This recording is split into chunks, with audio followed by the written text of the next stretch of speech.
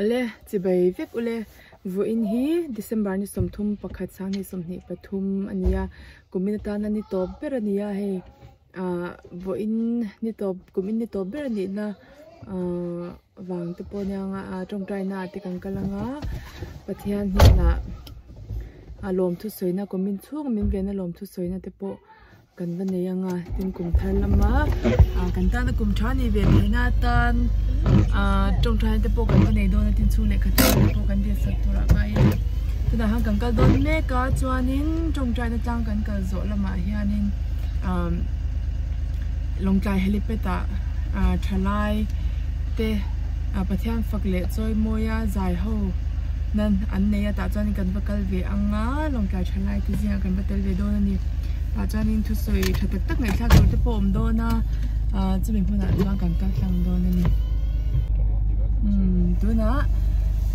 kan tlan chuak don cha ni tong trai na tlang lampang panin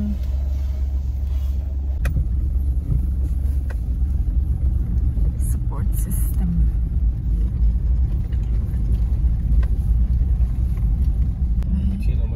oi helai hi kan ve ngai han mi thi na mo vo in avun ni ming hi alrin arzo so yana konga ania kan caution BCM ania mi thi chung te ngai pan pui kan do sak tak set ania avasa thabet for the ve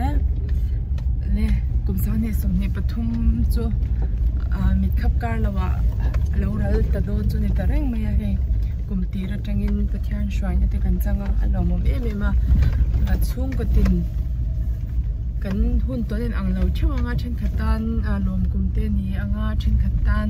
achat kumte po ni mai the mai ro chu e pathian hian ni min hmanga em ve ka kan vai hian har sate kan na lo thing thin ma sela atopa chuanin pathian ni na min hmanga ni hi kan shile tho thina chuwangin kumsang ni sumni pali kumbu kan chan tur po hi pathian bel chungin athatheyang berin mantum thewila kan ka sanga te ta han he ujubili local lao me ya khailam angai kala mi thi ai rong kan bo iban ti chat chin ve tong trai tlang kan bakal ve lokang tong trai tlang trai lu tuk to tong trai nan trai reng om lo bye bye email cha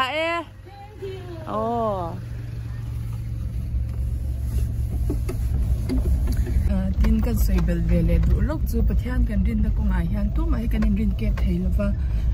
chu wang chuanin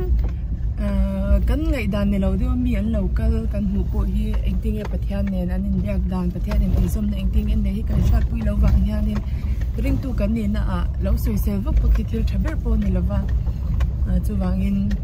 man ni tan hian pathiana eng tange kan ni enge kan din hun tharawa enge kan din hun ti mani ni tin in feila i chu chu pui mo bering ka sha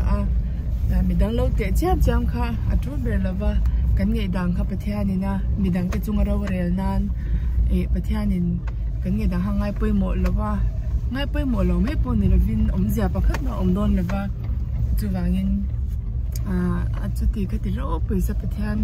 ma apo te ang chi ve se ang chi te kha atulem lo bani ring tu kan ni na kan ti te ka lo sei bel ve lok do ne ro pagi long trai tu em mai po kha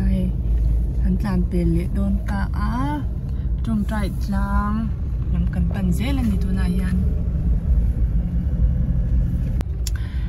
long trai na trong trai tlang kan nei hi kan ban ne em ya trong trai tlang hianin amun shim hi atha an kal arem boka ting cabin hi lomdai mi pui tia imphal te hianin an chung te sha dengna na an minga siam te po hi an ne nola cabin hi achang tlung boka tu na hianin ti chang tlung chho je hian tum ning sha mi mal kan din mun tharau kan din mun te po in ang lova tharau tu hal tak te po kan lo mai theya trong trai na tlang hi kal chi kan nei hi alo thakop maya caution angte thalai angte le than ho ang chi te po in trong trai tlang kala han trong trai hi a the em hi ching in tam ka ring khe tu te zinga po tha hian te ka chan te zinga pu hian tiang mang tang ka hi ka shenwa la chuwangin la hmang ve ngai lo te kan lo om ani chuanin in lo hmang ve nge nga tung trai tlang la hianin local be thin ulangin mun shang shang a district shang shang a heng chu kan nei no ling ka sha e Bethel Prayer Mount a peng kan theng ta a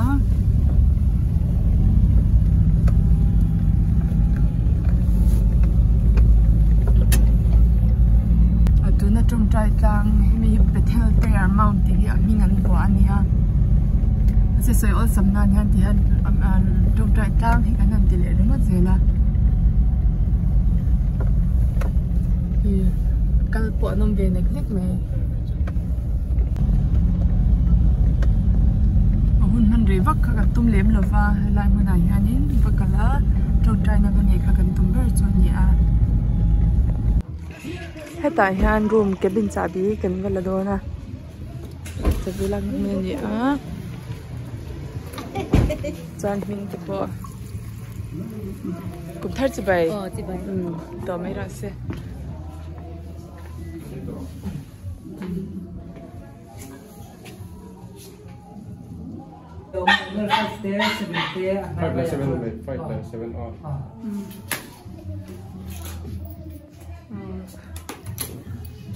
Room number 5-7.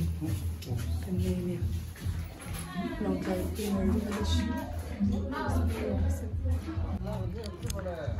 Hilai cabin hawanya. Hey room number tihan. Sabi number min pe a chumi omna chongang kalanga. Chung try na kan nei dan ne.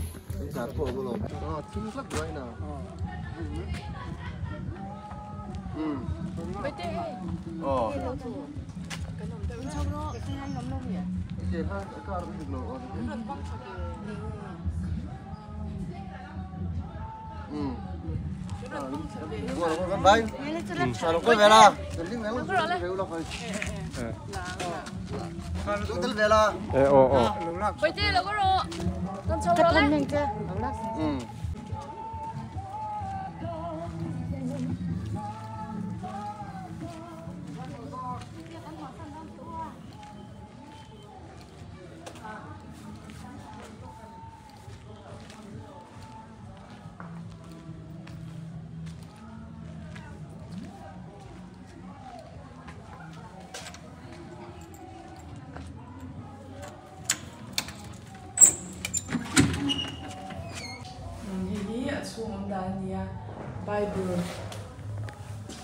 Bible le ya chu thenga oma tan chu chumin jong jai the du tan ching chi te a ni pai em me a chuan a phui chapoka pon lama tong tong hani sha the a chi khani lawa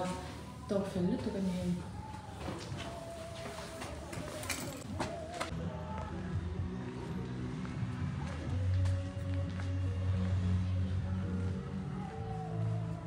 le kan chung trai zau ta a ni po kan lo thleng te ta phar me chung trai mek te am re boka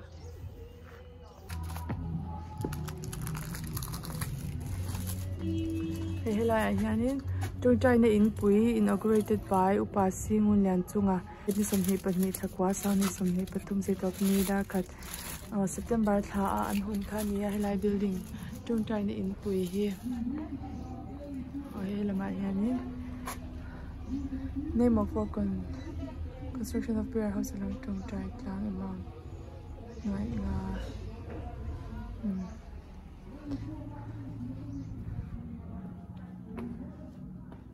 hey Christmas Merry Christmas and Happy New Year banner moi te mai lo oma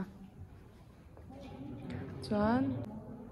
hey thutleng hi kan muang hianin anunga han thilin jak nen do oma mishang shangina an donate ania helai nai berami hi donated by Uparwa Zakhuma amami po hi ani a chuan heta hian donated by Upa LC Wana in loving memory of Zoram Thara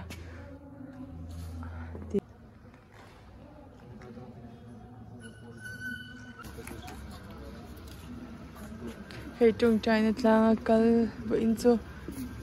mi kalan chanem khop mayan tia he ho mek turte rak theng te pon oma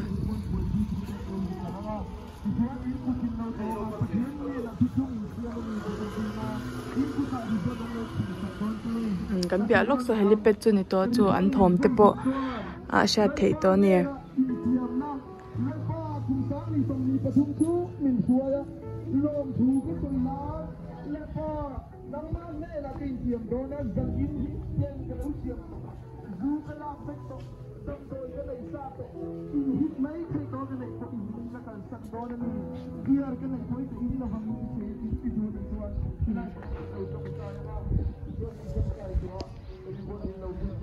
Bible chang le pathian thu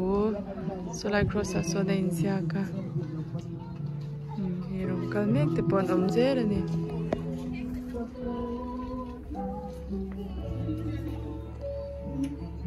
ti ha to te there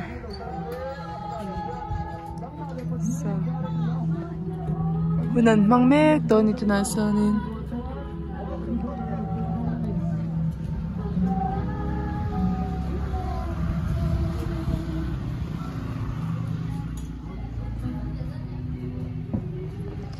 kum sang ni som ni pathum ni ta to per tu chu so aliam chep to ni liam te to ther sin eng lu to ka focus che lawa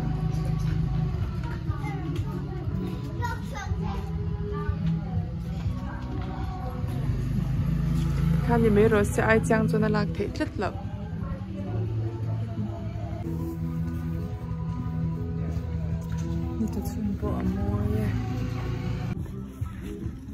Sabi kan dalit dito doon na. Sabi da na kan bakhay doon ni.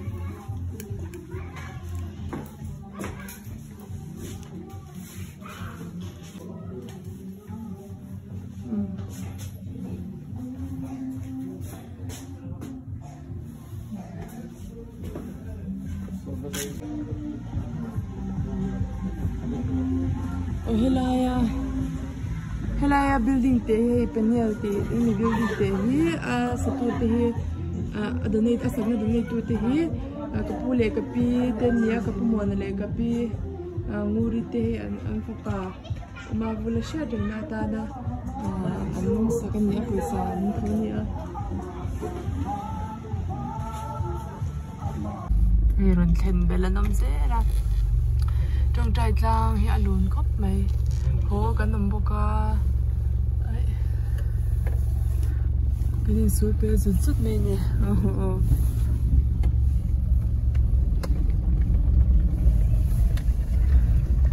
đang muốn cho nó tụt này cho bạn này ra khóc này phiền ra đàn đi với phiền ra tiêu khăn thì chọn xí lo mà xe hôm nay thì về là thì bói nữa lâu khăn thì ông muốn vui thì thằng là mặc vào vui thì bói qua cả ông ta số tự trong gần qua rồi nên akal na tur dik taka chang kan kal ron chuanin motor tam to ami an tam boka ato do na chu wangin he apanga chang hian kan kal do ni la bi ta kal lang ve tala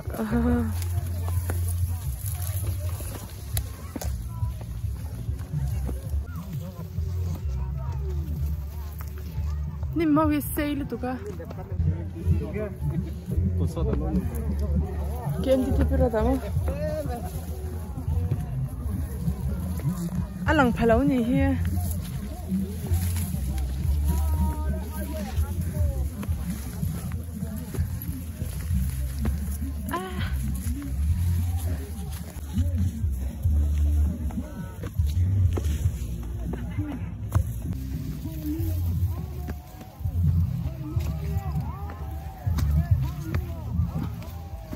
oi krin ai thela hi toi te mo ka tia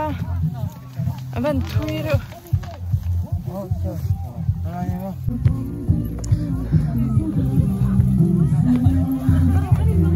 han theng ta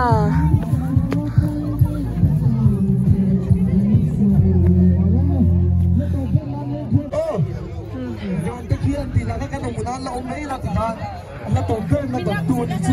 nó tổ bê tổ tu nó tổ bê tổ tu gần với năng về chứ đi cậu anh chơi cốp mày anh kim hoa mày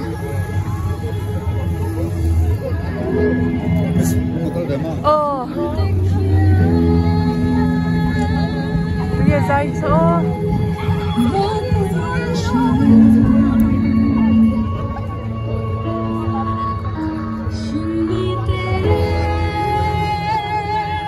Thiên con chung in ô Thiên đi nó vui nó dùng rong cho cái lâu ngày tỏa phá lắm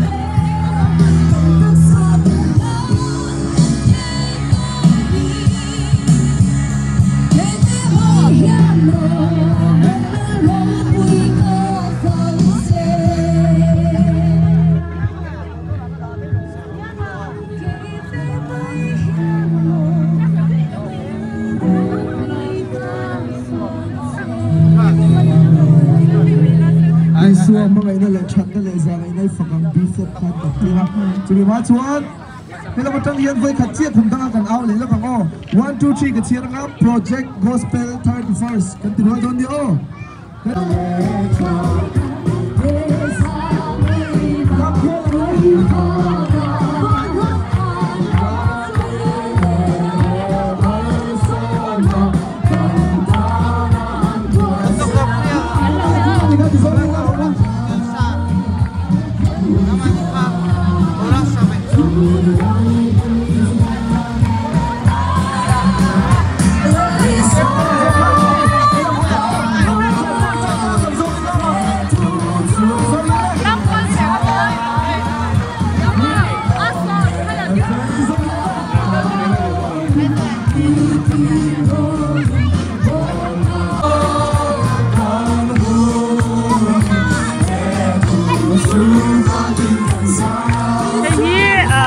program atau karena na an Malaysia ini jadi dia jadi ko pakai dia pada dolar dia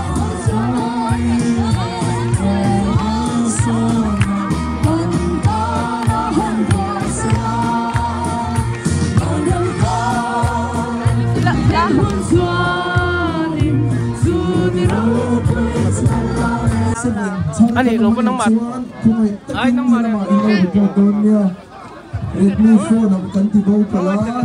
kan pa. Vet ba. Chuan khoi ka kin lo report ta ni o.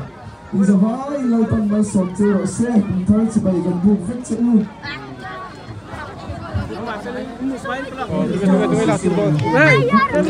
Oh, ti chuan in kan bol lo kan ku che bai va che. Kan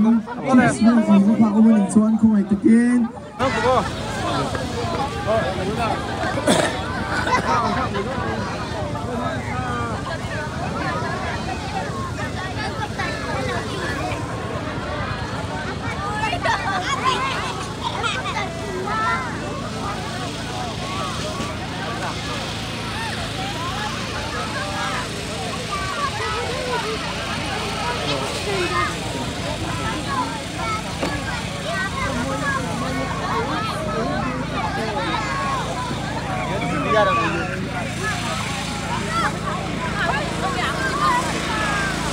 Cái đây là nông tài khoai ở làm giang khóc mèo xô làm xô bên thì anh nhỉ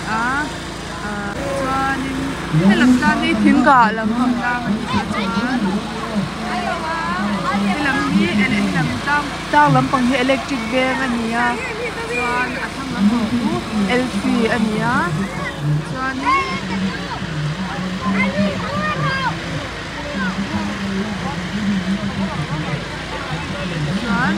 Kulay at ang zone ni L3 ve kalania chuan in kulay ku thana police station ani boka chuan an mo chan ne ka ho chamba om thian lo an ti wang an mo me ka ni cha thing ku lai ku bazar ven ania chuan he lampang hi lomkai council ven ani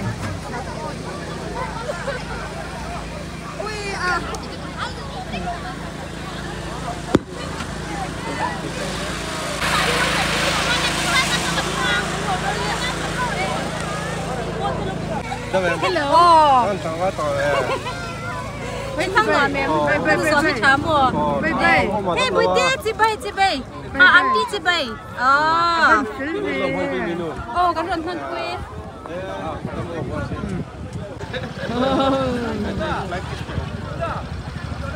Anh nói mình tiêm. Anh nuông lúc từ từ với tên sang rồi đấy.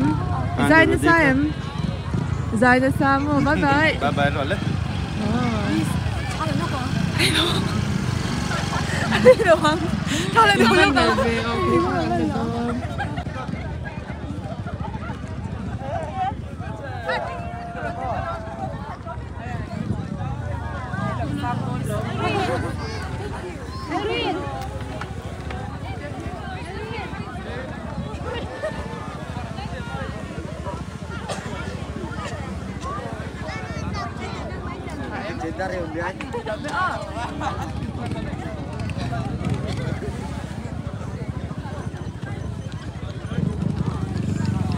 Chú cần ôi trang nè mày nè.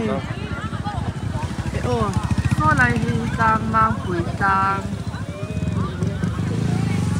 sao là một thằng sẽ kem chụp bay cần xây lẹ đi đắt số nào nữa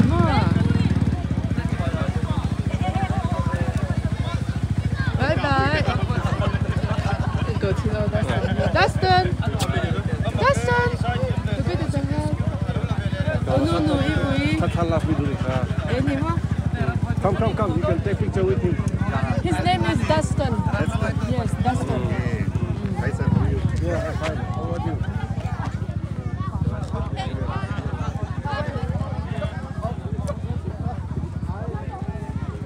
Hello, khoa lang kan soi liang. Thì kan pe lo kami hi trong trai tlang ne chin kan kal na khania. Chuan khi lai mi khi chon hu ani a. Chuanin tlang hnuai mi solai mi so college ve ngania chuan helai biagin omna le helai bor ve L4 ani a chuan L4 kanan veng mam pui le KMTT pirot pan na kong khan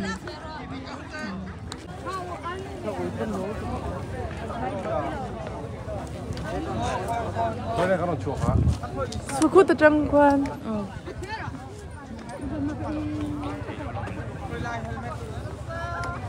So, xa hạ ko. Môi nít tụ ka trăng quan. Ani lau. Khu lai trăng quan. Hay xa, cái zoom lúc khoảng o.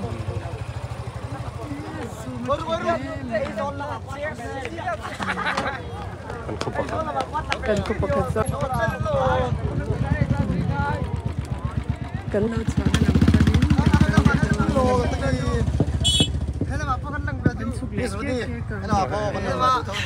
lo bye bye ru lem bye bye in lo in zong don ne anh mo cái lo me về lại cái này kia.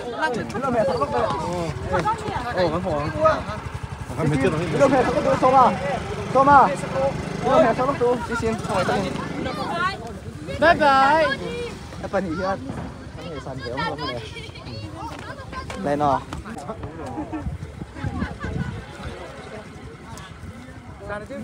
Nghe bên biển. Đã gần như bên đơn biển.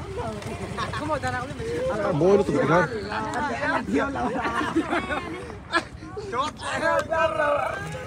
Đi nào rồi John.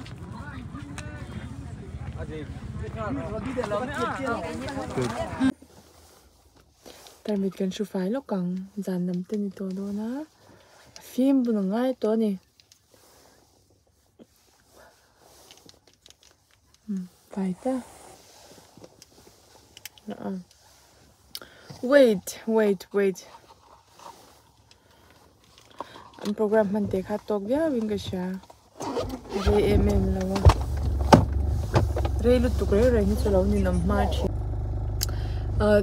tu na program ang chi kha acha ka tin em chu thalai kumhlui tha ve du si tha dan che lo rui lo le arui ang zong le khatyang zonga tha du tam tak po khan lo om thia mera chu khatyang program alo om khanin khatyang tam tak kha aveng ve a chu wangin acha hi ka em me ya or khami bo sai tu program bo sai tu organizers te an fak om ka tia khatyang chi kha ti chhozel theisela ti chhozel pon tum ka ring ti chhozel theisela ka du sak em ani ti ha ka soi tel shim bok du ni he kong hi kan ti lang le lo kang o kan tan thang na la mai chuanin motor da an lo wangin he ki mani hi tlang ka dan tan thla hi lampang helipad lampang po kha an ho deuh nol to in ka sha thì motor công bộ tốt em lâu chân cần soi tên lệ sắm được chú kia cả nan nha nên helipad thì har session lâu hay tu nạp bồi hàng kia cả hồ cần mình nói mấy á payroll in fit sex sok how tu thì hàng all some em mấy nè thì đã bồi gần tốt dễเลย